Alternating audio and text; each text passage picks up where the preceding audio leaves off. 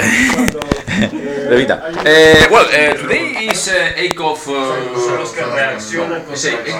January of 2017. Yes. And this is Donetsk city, the center.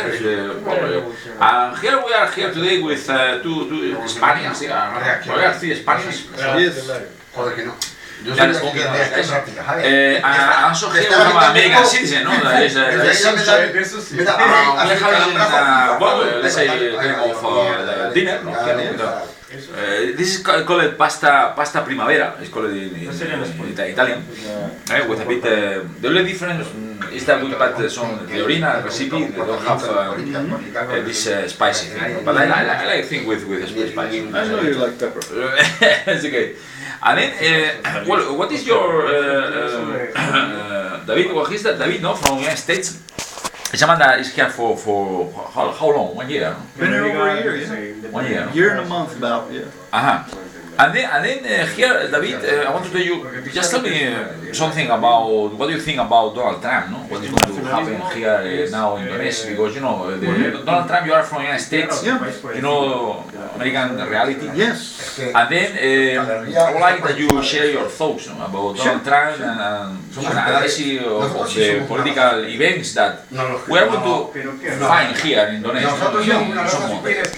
In the next maybe 90 days, I think you'll see the war end, the shooting will stop. You will see Kiev do what it's told to do as far as the United States, and that means whatever the Trump administration wants, not what McCain wants. McCain, by the way, only controls half the state in the United States. He's a representative of the state of Arizona. He's not the president. He doesn't make decisions for the State Department. Trump does. And when Trump says our future is working for peace with Moscow, that's what you will see happen. And what that means for Kiev is Kiev will stop shooting. Kiev will be told to restore the borders of the DNR and LNR, and Donbass will be left alone with autonomy and special status, just like Minsk II. If you want to know what's going to happen, just read Minsk II. Everything is clearly there. An amnesty is there for the people who have fought here. A free region that is administered by the locals is in there, with free elections locally. All of that is in Minsk too.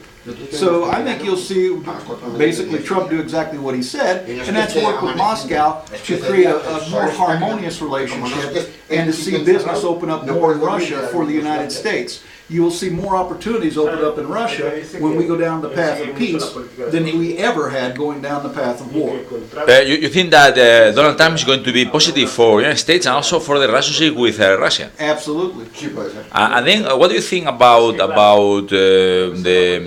I don't know, NATO, for instance? What is going to happen? NATO basically does whatever the U.S. tells it to. NATO is going to be pulled back. All of this aggressive behavior you're seeing, and the reason Putin is not countering it, is because he's had promises and guarantees from Trump that all of this is going to stop as soon as Trump gets in office. All of this equipment being moved to the borders, all of the troops, all of the aggression and provocations, all of that will stop and be pulled back. It will be very embarrassing for Obama. It's not going to bother Trump at all because it was his plan all along. He's been very open about not being aggressive and not provoking Moscow. And the reason Putin is not reacting is because of these promises that have already been made. I think I want to tell you, do you think that this conflict is going to finish soon here? Yeah, it's just as easy as picking up the phone and grabbing a hold of Petro's ear and turning it a little. And then people like us, no, that we are here, we have here Spanish or Colombian or myself, no, or yourself, American, no, that we are living here stuck. We cannot go to because our visas just expire, no, expire. We cannot go to Russia to cross the border because it's an illegal way. Yeah.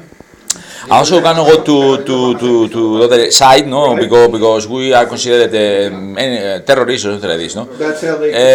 This thing is going to be also fixed, no? Yes. Oh, absolutely. Yes, I would look for free travel to be restored within 6 months. 6 months, no? Within 6 months. I don't think it'll go beyond that. There'll be this period of time where Kiev is confused and doesn't know what to do because it's a complete shock to them what's happened. They don't understand what's happened. They don't understand, for example, that what Obama has told them can change instantly with the change to a new president. And they will find that the so-called guarantees of the Obama administration and the State Department will change at the will of the executive of the United States. That is where the power lies in America.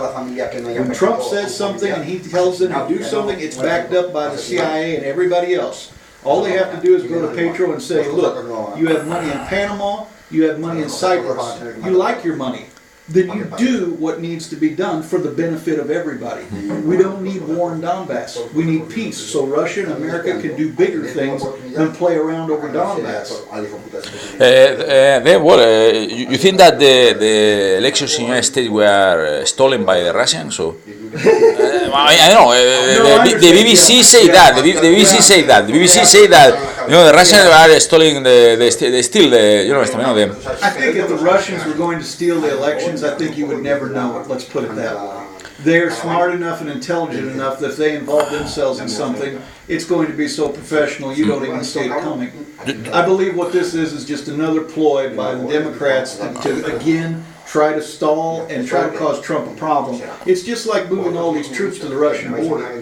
Obama knows full well Trump is going to bring them back. He knows this. So it's essentially nothing but wasting millions of American dollars for nothing, just to try to create a problem for Trump.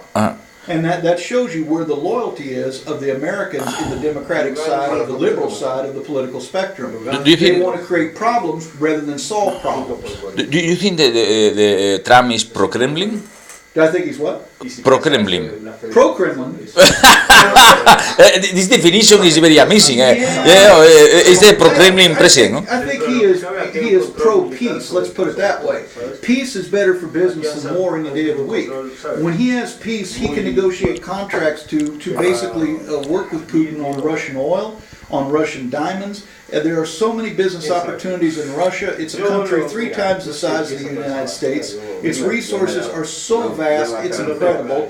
And instead of trying to destabilize and overthrow Russia, if you simply work with them in a peaceful relationship, you're going to end up making so much more money than trying to have a war with them. And you won't risk humanity getting killed in the process. You can have good business without getting everyone killed. I know that's a new concept, but you will see it. You think that the Americans that voted for Trump are brainwashed by the Russians? That they were what? Influenced by brainwashed. I mean, because I read that the voters of Trump are brainwashed by Putin. I tell you what I heard. That's a fair criticism. Because a lot of people internationally do believe that from the media. But as you can see in America, the voters or the people are a little bit more educated because they did make a change. They decided that this path of war should stop. And this path of aggression should change. And that's why you have a situation now where there's more opportunity and more hope. Okay, thank you, David. David is a person that actually you was working for the CIA, no? Many years ago. In Riga, no? I understood. Yeah, 3 years. And then you came here to help the people in Donbass together with all the volunteers, no? From Spain or France. Well, thank you for following me. Today is Donetsk. Today is 8th of January 2017, and this is Donetsk city, and we all want peace, no? And the end of the war.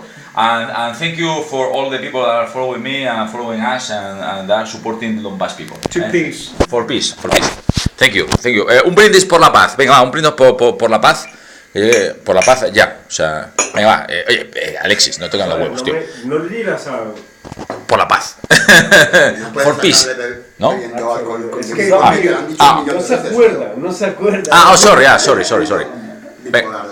Un bipolar, no, come on,